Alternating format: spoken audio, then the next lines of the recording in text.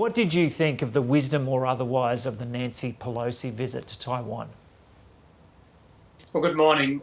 These exercises were probably always going to happen.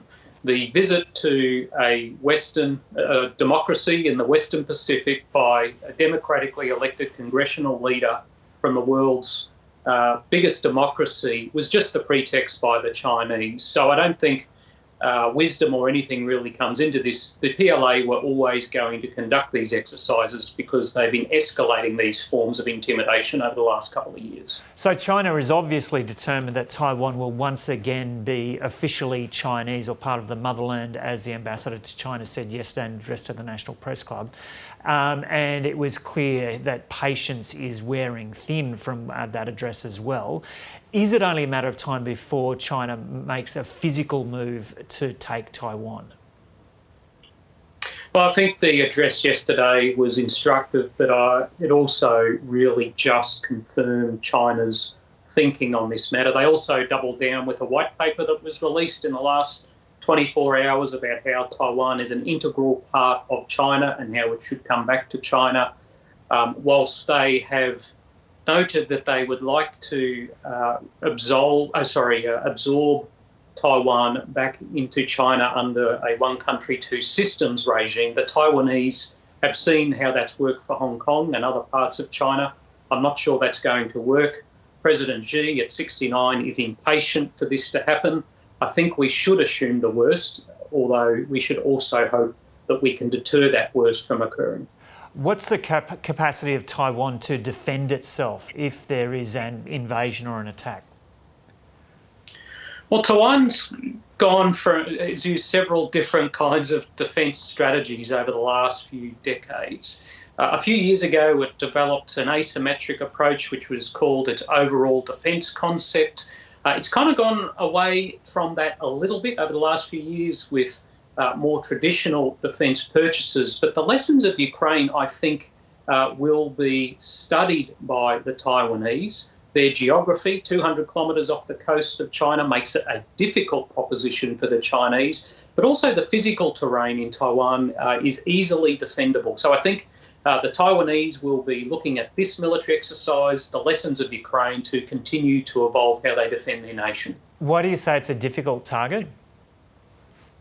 Well, it's 200 kilometres of ocean might not seem a lot in the modern era, but it is a very, very significant gap for any invasion force to cross, or even any blockading force to sustain its presence in for a long period of time. It's not clear to me that the Chinese are actually up to this when there will be significant resistance to such an activity. And yeah, just go to that significant resistance. What's the? Can you go through the Taiwanese arsenal and how modern its forces are? Well, just in the physical sense, the Taiwanese have had decades to prepare physical defences, including hardening a lot of their military infrastructure. They have large underground facilities across their island. The command and control air bases are underground. They've put a lot of defences on their invasion beaches. These kind of things still matter in the modern era, but they're investing in modern missile systems and a range of other systems that will make blockades and invasion forces really think twice about conducting operations against the island of Taiwan and its offlying islands as well. Yeah, so if China went in, because some people might assume because of the size of China it would be a walkover, but as far as you're concerned, it definitely wouldn't be.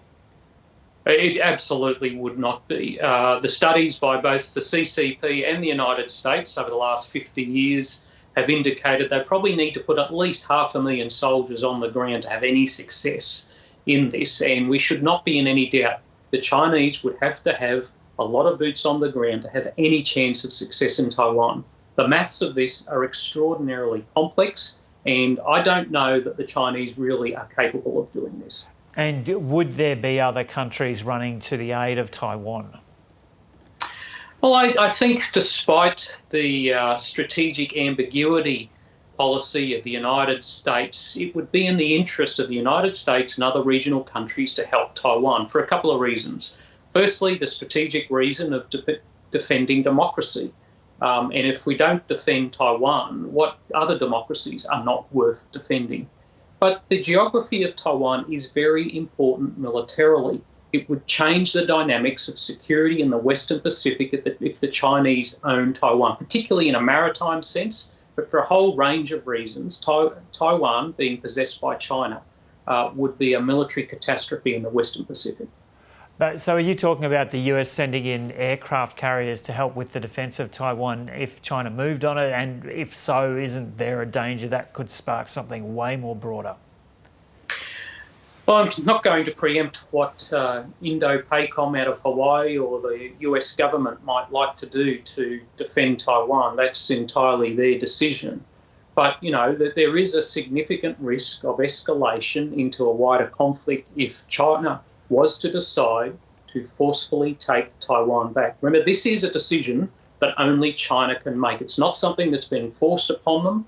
It is their doctrine, it's their dogma, and it's something that they wish to do potentially violently at some point in the near future.